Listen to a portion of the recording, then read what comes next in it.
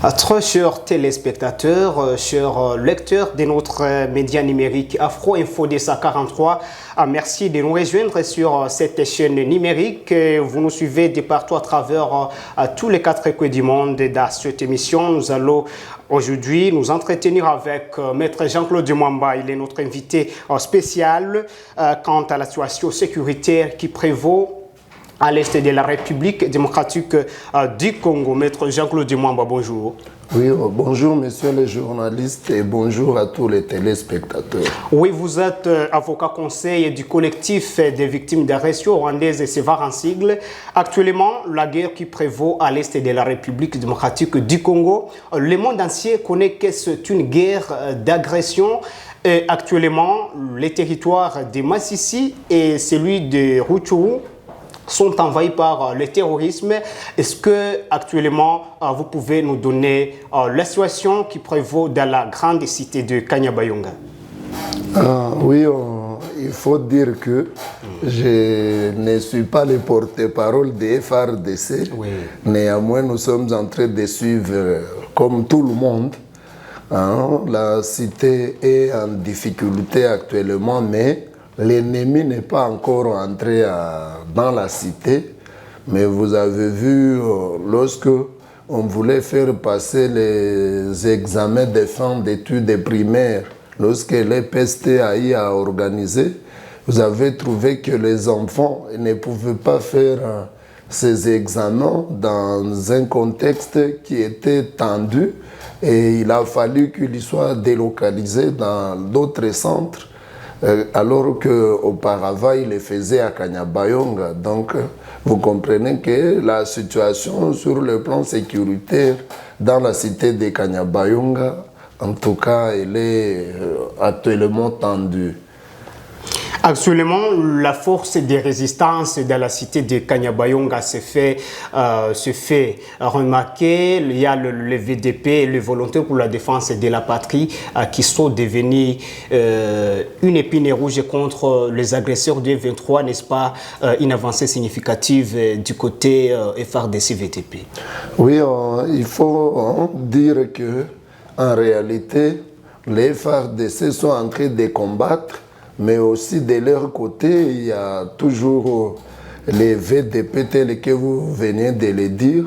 Les VDP, ils sont ces hérons vivants qui continuent à défendre leur territoire, qui sont menacés par ces pays voisins, qui sont pauvres mais qui veulent vivre aux dépens de richesses de la RDC, et aussi ces pays qui sont instrumentalisés ou utilisés par les multinationales qui veulent toujours profiter gratuitement ou facilement de tout ce que nous avons comme richesse en RDC.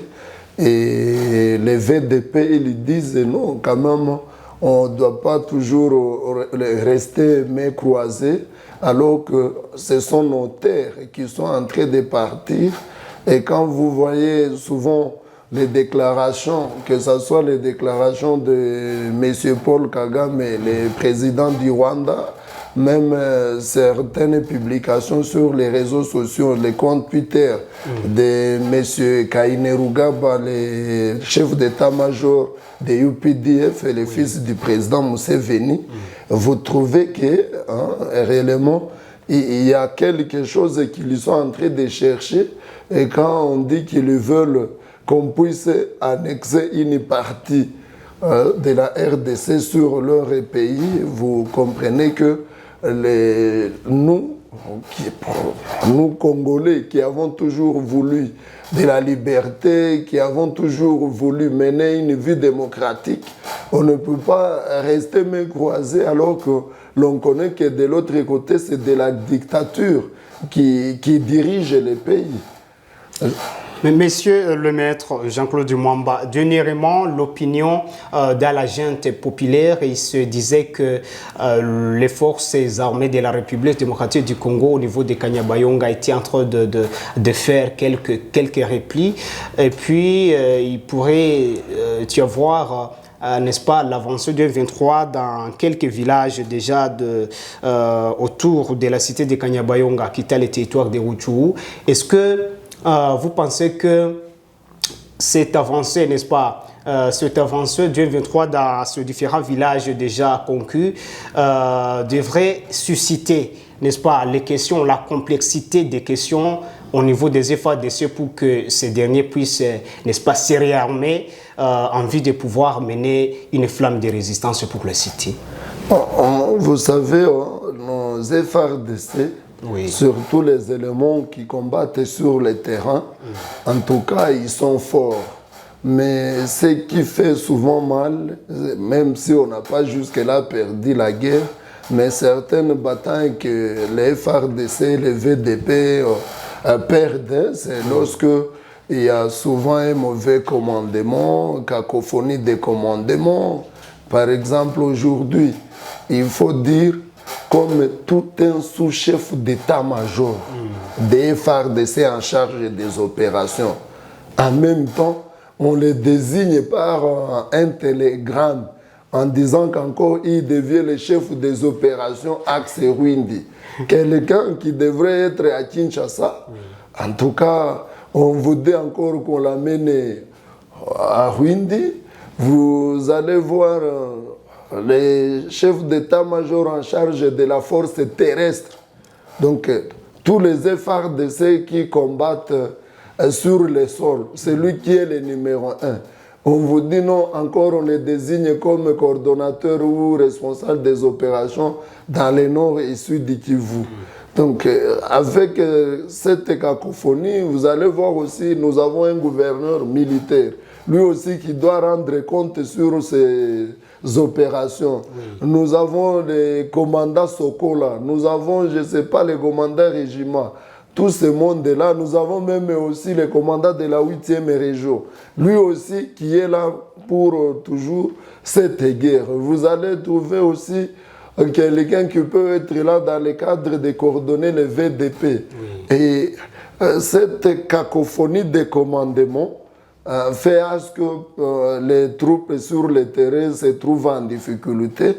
Et d'ailleurs, moi, je me rappelle, pour ceux qui sont informés, la cité de Bunagana, avant de tomber, c'était encore la cacophonie des commandements et les éléments qui étaient sur le terrain, ce qui répondait aux ordres de Peter Chirimwami à l'époque, quand il était le commandant Sokola, et le général Yave Filemo, qui était le commandant de la 3e zone de descente, de défense, mais qui devrait être basé à Kisangani, mais malheureusement, les télégrammes étaient venus que lui, il doit s'occuper des opérations et le gouverneur devrait s'occuper de la politique et l'administration de la province. Suite à cette cacophonie de commandement sur le terrain, vous avez vu comment même le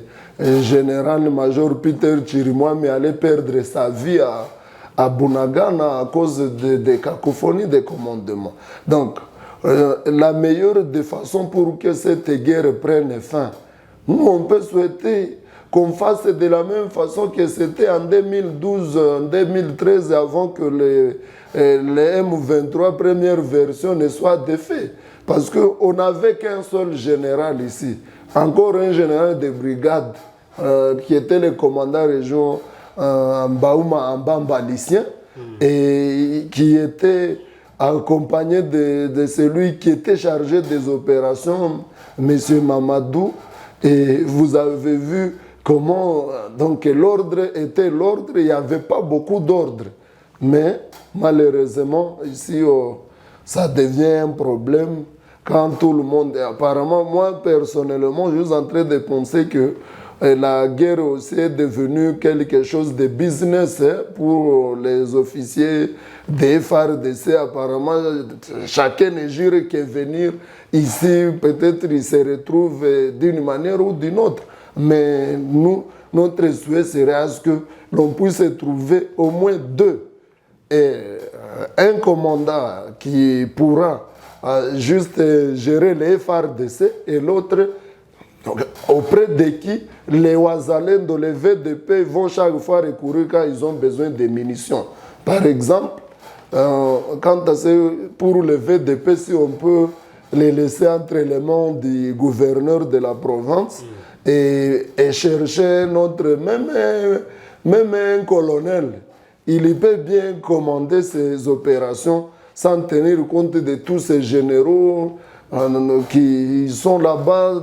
En tout cas, c'est quelque chose que nous, on n'est pas en train de comprendre. Mais dernièrement, plusieurs résistants, plusieurs VDP dans leur rang essayaient de lancer, n'est-ce pas, des différentes communications, voire même des différentes déclarations et recommandations que les chefs de l'État devraient attribuer, n'est-ce pas, les opérations militaires dans les VDP, donc que les VDP eux-mêmes soient chargés des opérations militaires. Et aujourd'hui, c'est une recommandation qui n'est pas encore prise en compte. Est-ce que pensez-vous suffisamment que cette stratégie qui mettrait fin à cette aventure du M23 agresseur?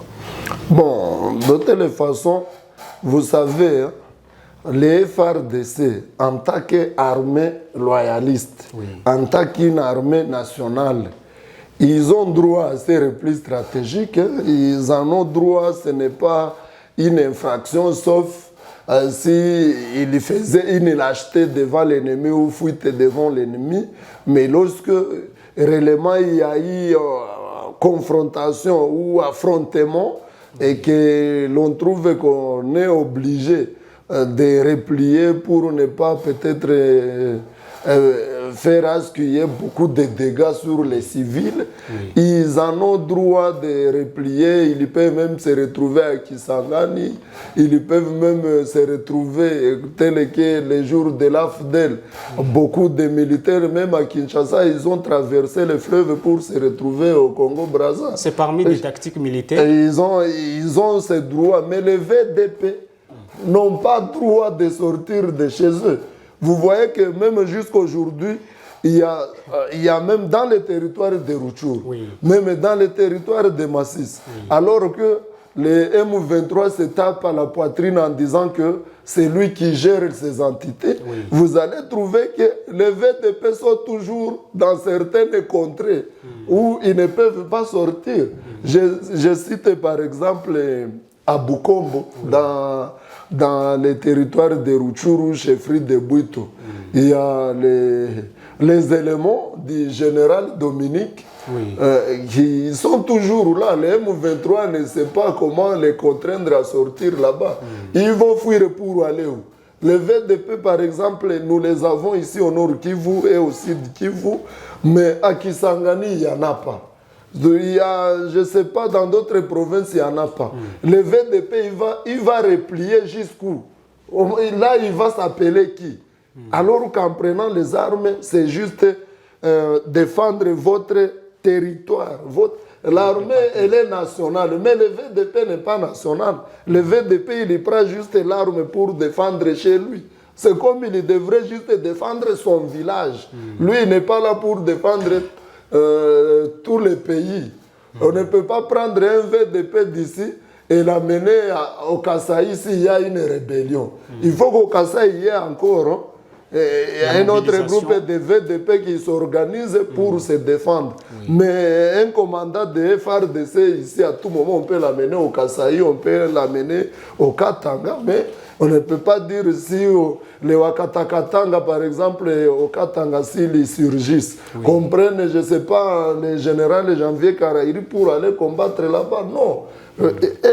Les VDP, ils doivent défendre chez eux et ils ne peuvent pas faire des replis. Et puis, les vrais VDP, ils ne peuvent pas être corrompus. Les vrais VDP, ils ne peuvent pas être, je ne sais pas, terrorisés ou faire du n'importe quoi. C'est pourquoi, si on laissait ces opérations, entre les VDP, cette guerre ne peut même pas faire un mois avant qu'on arrive à Bunagana.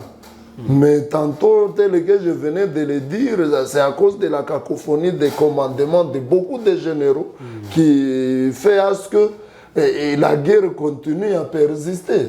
Mais si on avait juste un seul commandant et que l'on trouve un seul, par exemple, on dit non, nous prenons par exemple si c'est Général Domi ou Général Janvier Karaïni, on dit c'est à vous qu'on donne tout ce qu'il faut comme moyen, c'est à vous de donner tout ce qu'il faut comme ordre pour que cette guerre finisse. Ça ne peut pas prendre beaucoup de temps. Alors, vous dites que le VDP, n'est-ce pas, selon les zones, devrait se mobiliser pour résister à cette barbarie du M23. N'est-ce pas, le VDP de Massissi ont résisté depuis février pour la protection de la cité d'Essac. Et les fruits continuent d'être de plus en plus nombreux. C'est pourquoi même récemment, si nous faisons un peu retour en arrière, après que le chèque du M23 est surgi au niveau du territoire de Massissi après la perte très significative des éléments, cela que le M23 a essayé d'aller renforcer ses positions au niveau du nord de la cité de Kanyabayonga. Est-ce que pensez-vous que ça serait important, ça serait mieux que la population, n'est-ce pas, de cette zone et de cette partie nord puisse aussi faire cette mobilisation au-delà de ce qu'ils auraient fait comme mobilisation pour qu'ils puissent résister contre cette barbarie au niveau de Kanyabayonga, comme ça s'est fait au niveau de Saké dernièrement? Oui, il faut savoir que personne ne viendra combattre pour nous en venant d'ailleurs. Il faut savoir que c'est nous qui devons nous libérer. Oui. Si nous voulons entendre les gens qui viendront d'ailleurs, en tout cas, nous resterons toujours sous le joug. C'est pourquoi la jeunesse de Kanyabayonga, elle doit aussi prendre conscience. Là-bas, il y a le général Kabido aussi qui a été toujours dans la résistance depuis... Même dans les Binza, il était là. Donc, dans les Ruchuru Buito, il était là. Oui. Donc, nous souhaitons que là-bas, beaucoup de jeunes puissent lui emboîter les pas. Il y a un certain Mayani aussi qui est là-bas. Je pense d'un mouvement dénommé Phare. Alors, c'est mieux que ces jeunes de Kanyabayonga aussi puissent résister. Et surtout, ne pas accepter, parce que si les jeunes de Sac, plutôt si la cité de Sac, jusque-là, elle n'a pas été contrôlée par les éléments du M23. C'est à cause de la jeunesse de Sac, la jeunesse de Massissi en général, qui s'est mis ensemble pour dire non, en tout cas, on ne doit pas faire tomber ça. Mais si ça ne dépendait que des FARDC ou je ne sais pas, des éléments de la MONUSCO, vous avez vu comment la MONUSCO avec la fameuse opération de Springbok, comment ils ont abandonné leur position vers Kimoka. Malheureusement, ils ont laissé ça dans les mains de l'ennemi. Mais la jeunesse elle-même a dit non. On ne va même pas obtempérer aux ordres du commandant. Nous, on va défendre chez nous. Et voilà jusqu'aujourd'hui, malgré tous les efforts que les terroristes d'M23 fournissent pour contrôler ça, qu'ils ont échoué. C'est pourquoi on peut demander aussi à la jeunesse de Kanyabayonga, de tout Lubero, d'ailleurs il faut dire de tout Lubero, et celle de Butembo, de tout faire pour que l'ennemi ne puisse pas... Quand même, il faut reconnaître que Butembo, c'est la ville commerciale, elle fait partie des villes commerciales du pays et la première ville commerciale du Nord Kivu. Si l'ennemi arrivait là-bas, ça sera comme on a perdu Rubaya, là que ces aventuriers sont en train de prendre nos minéraux sans souci. Donc c'est mieux que nous puissions... Et puis, il faut leur dire que actuellement à Rutshuru par exemple, où le M23 est en train de faire plus de 2 ans, il faut voir sur le plan économique, et même si aujourd'hui on chassait les M23 pour se relever, ça ne sera pas facile. Ça va prendre beaucoup de temps. Les enfants qui n'étudient plus sur le plan éducation, il faut voir comment on vient de perdre beaucoup de générations sont en danger à cause de cette guerre. C'est pourquoi les Grands Nord doivent tout faire pour que ces incirconcis ne puissent pas entrer chez eux, afin que demain, ils ne puissent pas se retrouver dans une situation où se relever, ça sera difficile. Maître Jean-Claude Mwamba, les informations qui parlent de la construction des abris souterrains dans quelques positions du 23, là nous voyons au niveau des Massissi, nous avons plusieurs villages. Il y a le village de Kibarizo, il y a au niveau de Boutaré, nous avons aussi Boussumba dans le groupement Bachali Mokoto. Le M23 en train de construire des abris souterrains pour échapper, n'est-ce pas, à des affrontements ou échapper, n'est-ce pas,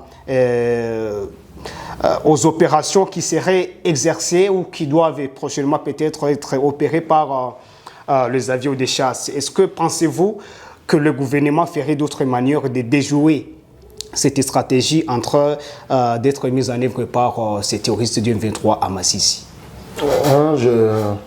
Je pense, pour le M23 première version, oui.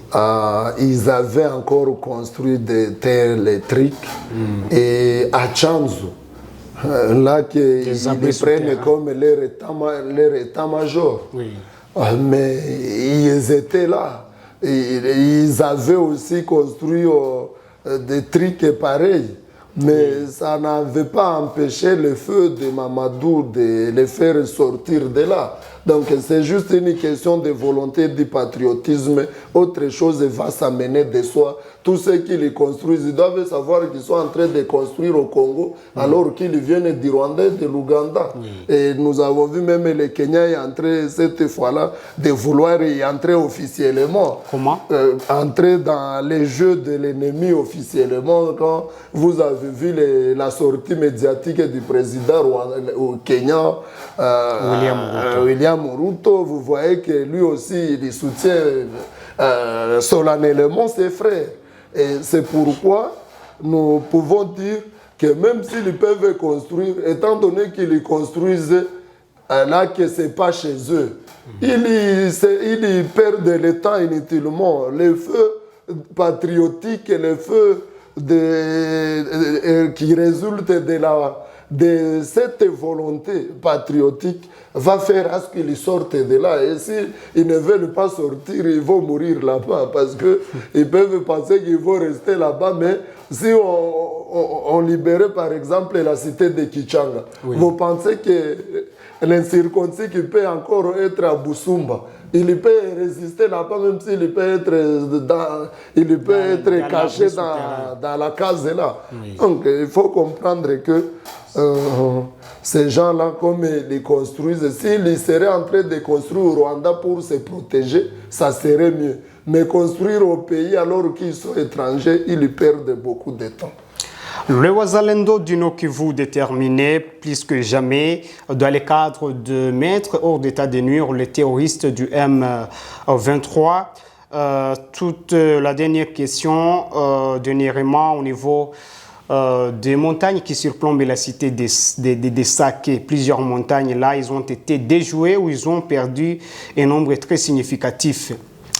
Pensez-vous que cette stratégie, n'est-ce pas, la stratégie qui a été jouée par les forces de la SADC qui avait aussi qui avait opéré cette semaine dernière, est-ce que cette stratégie ne serait pas utilisée aussi au niveau de ces villages-là proches de Kanyabayonga pour déjouer cette tentative d'entrer à Kanyabayonga?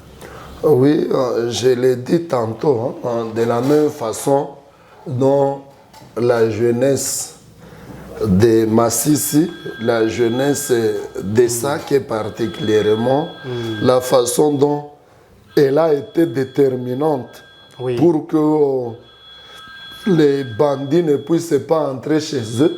Je demande que aussi les jeunes de Kanyabayonga et de tout Lubero en général, qu'ils puissent aussi tout faire pour que ces bandits ne puissent pas entrer chez eux, parce que je l'ai dit tantôt que l'entrée des étrangers sur les sols du Grand Nord, ça va faire à ce qu'il y ait encore quelque chose de perte d'avantages sur le plan économique, et pour se relever, ça va prendre beaucoup de temps. C'est pas bien qu'aujourd'hui, ces gens-là, ils viennent détruire ce qui a été construit. En tout cas, c'est ce que je suis en train de demander à la jeunesse de Lubero, Butembo, surtout celle de Kanyabayonga, d'éviter à mener une vie où on peut penser qu'on est à l'aise, pendant que les étrangers, quand ils savent qu'ils sont étrangers, vous savez, quand on connaît qu'on est étranger, on fait n'importe quoi. On connaît qu'à tout moment, on sera toujours un jour repoussé. Et puis, il faut dire aux gens, aujourd'hui, les gens, quand ils sont en train de nous dire, non, vous ne voyez pas que le M23 a beaucoup de la force. Mais James Kabarebe a été un jour chef d'état-major de FARDC à Kinshasa. Mais ils sont sortis de là comment? Les jours où ils sont rentrés ici, ils ont créé le RCD Goma. Ils avaient pris en tout cas un grand nombre, un grand espace. Mais ça a été comment? Donc le CNDP de Laurent Nkunda, bon, je vous dis que le M23, surtout que nous avons un président qui semble être patriote, il faut dire que quand même, quand vous les voyez parler, quand même ceux qui les trouvent les yeux dans les yeux, on trouve que c'est quelqu'un qui ne veut pas vraiment quelque chose d'humiliation. Surtout quand il était en Europe, vous l'avez entendu dire qu'il a besoin de la paix en RDC, mais pas à n'importe quel prix. Donc, ce n'est pas une question de dire encore qu'il faut qu'on puisse, je ne sais pas, mixer ou je ne sais pas, brasser. On amène les gens, ils étaient juste des bergers, des vaches, on l'amène avec un grade de colonel et c'est confirmé. Donc ça, on ne veut plus dans l'armée. Et c'est ce qui fait que d'ailleurs aujourd'hui, on assiste à une scène où la guerre est en train de persister, parce qu'il y a eu beaucoup de gens qui sont entrés dans l'armée, mais n'étant pas patriotes, n'y entrant pas parce qu'ils aiment le pays, mais parce que bon, nous devons gonfler juste l'armée, les gens viennent de je ne sais pas où. Ça m'avait tiqué un jour quand un général FARDC, on l'amène devant les juges à la CPI et que l'on lui demande il va comparaître dans quelle langue. Il dit non, je ne veux même pas comparaître ni en Swahili, ni en Lingala, ni en français, mais il vous dit non, non, moi je veux comparaître en Kinyarwanda. Un général FARDC, il vous dit, moi, je vais comparaître en Kinyarwanda. Ah, quand même, il faut arriver à extirper tous ces gens-là qui ne comprennent pas, heureusement, que beaucoup d'entre eux, ils sont en train de voir qu'en réalité, nous sommes entrés dans cette armée, même nous sommes étrangers. C'est pourquoi vous êtes en train de les voir tout le temps. Quand vous suivez quelquefois des vidéos, on dit, moi, je suis colonel tel. Et j'ai vu que dans l'armée, il y a beaucoup de discrimination, surtout quand on te voit dans la morphologie. C'est pourquoi moi, je suis venu rejoindre les M23. Mais c'est de là que tu étais venu, donc ce n'est pas une surprise. Donc il faut que nous puissions arriver cette fois-là à avoir une armée congolaise. Une armée purement congolaise. Et non infiltrée. Et non infiltrée. Alors, les récents propos de M. Emmanuel Macron, président français, sur les médias, il a dit que non, il va s'investir dans ces dossiers congolais pour que les peuples congolais soient, n'est-ce pas, soit soulagés, et la France va s'y investir. Est-ce que pensez-vous que ces propos, surtout qu'il a même dit que les autodéfenses, je vois les VDP, il faut qu'ils déposent, n'est-ce pas, les armes, et puis que le M23 dépose aussi les armes, c'est parmi au moins les stratégies qui soutiennent, que la France soutient la République démocratique du Congo. En tant que VDP, en tant que même patriote civil, surtout que les patriotes sont dans l'armée et puis dans la population, en tant que patriote de la RDC, comment jugez-vous ces propos de M. Emmanuel Macron, président français? Bon, en fait, il faut reconnaître que la politique a beaucoup de dimensions et quand tout un président, surtout de la France, quand il est devant les médias, bon, il doit dire quelque chose dont les gens peuvent penser que ça va soulager. Mais l'intérieur de lui-même, il connaît que ce qu'il était en train de dire ne valait pas. Parce que tu ne peux pas dire que tu veux aider les Congolais pour qu'ils sortent de ces conflits armés qui proviennent d'ailleurs de l'agression rwandaise. Oui. Et puis, en même temps, vous concluez des accords avec le Rwanda pour une coopération militaire depuis 2024 jusqu'en 2028. Vous donnez des moyens aux RDF et vous dites que vous voulez sauver le Congo. Ça, au juste, c'est quoi? Donc, il faut être peut-être non réfléchissant pour que l'on croie à ce qu'il avait dit. L'Union européenne qui avait aussi signé des accords avec le Rwanda quand ça concerne les minéraux. Oui. La France n'est pas n'importe quelle puissance dans l'Union européenne. Oui. Mais vous allez voir que l'on dit que l'on signe des accords avec le Rwanda quand ça concerne les minéraux. Pourtant, eux-mêmes, ils connaissent qu'au Rwanda, nulle part où on peut trouver un site minier. Nulle part. Ils savent que les minéraux du Rwanda sont égaux au sang des Congolais versés. Mais ils disent non, nous voulons aider la RDC. Et puis, il dit qu'il veut que les VDP puissent déposer les armes. Est-ce que... Bon, peut-être si en France, il y a des VDP qui veulent qu'ils déposent les armes, mais pas les VDP congolais. Voulez-vous parler de la complicité de la France dans cette question d'agression de l'Est? Oh, mon cher, il y a eu des rapports de l'ONU qui démontrent que le Rwanda, les éléments RDF, et d'ailleurs même dans beaucoup d'interventions, vous entendez les gens dire « nous condamnons le Rwanda », mais on ne sait pas mettre en pratique tout ce qu'ils disent comme condamnation. Ils disent « non, nous demandons au Rwanda de retirer ses troupes en RDC ». Ils les connaissent déjà. Mais en même temps, ces troupes que vous connaissez, qui sont en train d'être formées pour venir troubler la quiétude en RDC, ces mêmes troupes, vous les renforcez. Est-ce que vous ne voyez pas que c'est deux poids, deux mesures? Donc, il faut qu'on soit clair. Moi, quand ça concerne ma recommandation, tout pays se libère. S'il faut tenir compte de ces grandes puissances-là avant que nous ne puissions faire quelque chose, nous allons continuer dans la jungle. Au contraire, il faut que le gouvernement congolais, d'ailleurs, qui vient d'être mis en place, lorsqu'il sera investi, c'est mieux qu'il se mette directement au travail, qu'on collabore avec les vrais partenaires. Et il y a des partenaires qui ne peuvent pas troubler, comme ça, qu'on finisse avec ces rébellions. Des rébellions qui sont devenues vraiment tout le temps. Donc, en RDC, ça fait plus de 30 ans, on n'a plus droit de faire 10 ans sans que le Rwanda n'entre chez nous. Maître Jean-Claude Mwamba, avocat conseil du collectif des victimes d'agressions rwandaises et sévères en sigle, défenseur des droits humains en province du Nord-Kivu. Merci de nous avoir participé dans cette émission qui parlait de la situation sécuritaire en province du Nord-Kivu. Et surtout, nous vous donnons tous nos remerciements de nous avoir participé sur notre plateau d'Afro Info DSA 43. C'est nous qui vous remercions, messieurs les journalistes, parce que, en soi, à partir des médias, les gens doivent être enseignés.